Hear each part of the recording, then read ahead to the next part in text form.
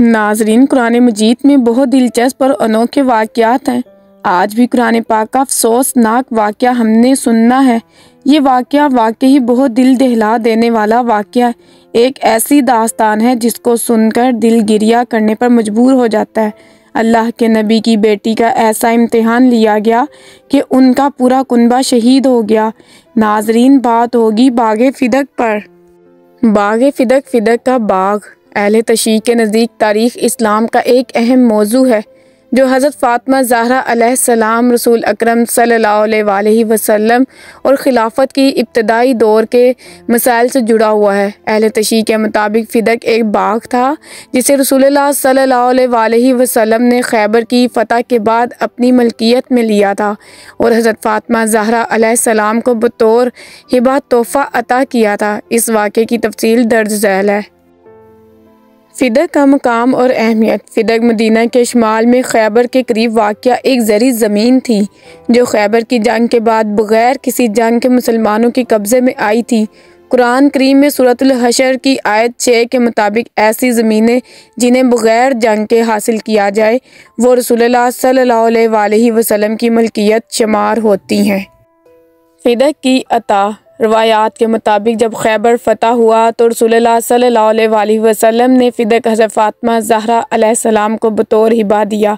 इस पर अहले तशय्युअ के उलमा कुरान की आयत व आति ज़ल कुर्बा हक्का सूरतुल इसरा 26 को दलील के तौर पर पेश करते हैं, जिसके बारे में कहा जाता है कि ये आयत फ़िदक के अता किए जाने के वक्त नाजिल हुई। हज़रत फ़ातिमा अलैहिस्सलाम का दावा।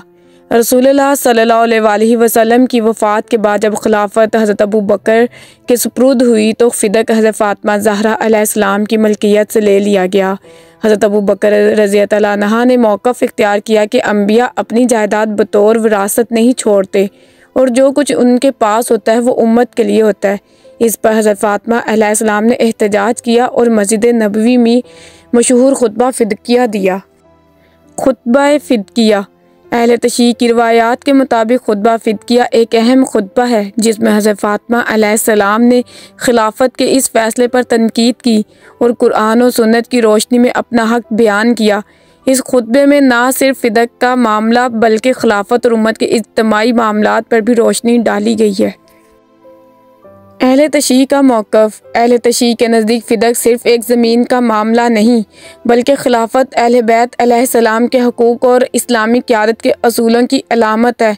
इनके नज़दीक हज़रत फ़ातिमा अलैहिस्सलाम का हक़ छीनना एक बड़ी नाइंसाफ़ी थी जो बाद में खिलाफत के निज़ाम में मज़ीद तक़सीमात और इख्तिलाफ़ात का सबब बनी। बाद के अदवार में फ़िदक। तारीख़ी तौर पर मुख्तलिफ़ खुलफ़ा ने फ़िदक के बारे में मुख्तलिफ़ रवैये अपनाए। हज़रत उमर रज़ियल्लाहु अन्हु और हज़रत उस्मान रज़ियल्लाहु अन्हु के दौर में भी फ़िदक रियासती कंट्रोल में रहा। खिलाफत बनी उमैया और बनी अब्बास के दौर में कभी फ़िदक को अहले बैत को दिया गया और कभी वापस ले लिया गया।